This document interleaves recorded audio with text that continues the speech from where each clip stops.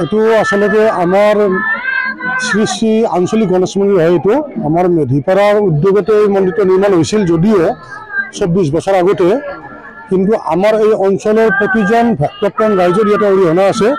আর এই পূজাখন আজি 24 বছর ধরে আমি সকল ভক্তপ্রাণ রাইজের সহযোগত আমি অনুষ্ঠিত করে আহিছোঁ। এই দুখৰ বিষয়, আমাৰ 2021 চনত যেটা এই মিৰ্জা ৰাজাপাৰা পথটো নির্মাণ হল, সেই পথটো নির্মাণ হওঁতে আমার যেটা মূল মন্দির, সেই মন্দিরটো মানে ভাঙি গেল। ভাঙি যাওয়ার পিছত আমি কিছু ভূমিদাতাৰ পৰা ভূমিদান লৈ নতুনকৈ নিৰ্মাণ কাৰ্য আমি আৰম্ভ কৰিছোঁ। আৰু ইতিমধ্যে নিৰ্মাণ কাৰ্যৰ পিনটো হৈছে আৰু পৰ্যায়ক্ৰমে আমি নিৰ্মাণ সম্পূৰ্ণ কৰিম প্ৰতিজন মানে এই অঞ্চলবাসী ৰাইজৰ সহযোগত।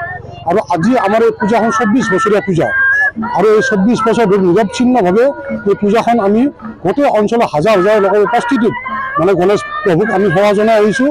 আৰু ভৱিষ্যতেও আমি এই ধাৰাটো অব্যাহত ৰাখিম গোটেই ভক্তপ্ৰাণ ৰাইজৰ সহযোগত।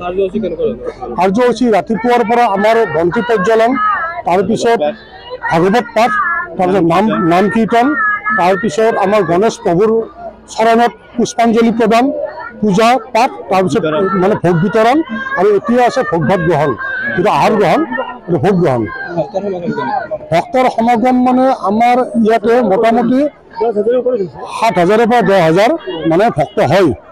আৰু এইবাৰো তাৰ নিশ্চয় কম হোৱা নাই। আমাৰ ভক্তপ্ৰাণ ৰাইজ আহি আছে, নৈবদ্য দি গৈ আছে, আৰু এতিয়া ভোগ গ্ৰহণ কৰাৰ বাবে আহি থাকিব। আৰু যিহেতুকে বহলতা আপোনালোকে নিশ্চয় দেখিছে, 7,000 পৰা 10,000 মানুহৰ সমাগম এটা হয় প্ৰতি বছৰতে। এইটো আচলতে ভক্তৰ সমাগম মানে এনেকুৱা ধৰণৰ, প্ৰথম পৰ্যায়ত আমাৰ অঞ্চলবাসী ৰাইজ ইয়াতে উপস্থিত আছিল। এতিয়াতো আমি গম পোৱা মতে বহু দূৰ দূৰণিৰ পৰা, এতিয়াতো আমি লগ পালোঁ আপাৰ আছামৰ পৰাও, আমাৰ যুগুত মতে আপাৰ আছাম, শিৱসাগৰ, নগাঁৱৰ পৰাও আমাৰ ইয়াতে মানে ভক্তপ্ৰাণ ৰাইজ আহিছে। আচলতে এই ভক্তপ্ৰাণ ৰাইজখিনি আমাৰ ইয়াতে ধৰা হ'ল, ছোৱালী বিয়া দিয়া গৈছে, তেওঁলোকৰ মুখত গম পাইছে ইয়াৰে মাহাত্ম্য কি এই মন্দিৰটোৰ, সেই মৰ্মে তেওঁলোকে ইয়াতে উপস্থিত হৈছে। আৰু তেওঁলোকক আমি মন্দিৰ পৰিচালনা সমিতিৰ ফালৰ পৰা যিখিনি ভক্তপ্ৰাণ আহিছে, তেওঁলোকক আমি চাহ প্ৰসাদ যিটো দিয়াৰ কাৰণে যৎপৰোনাস্তি চেষ্টা কৰিছোঁ।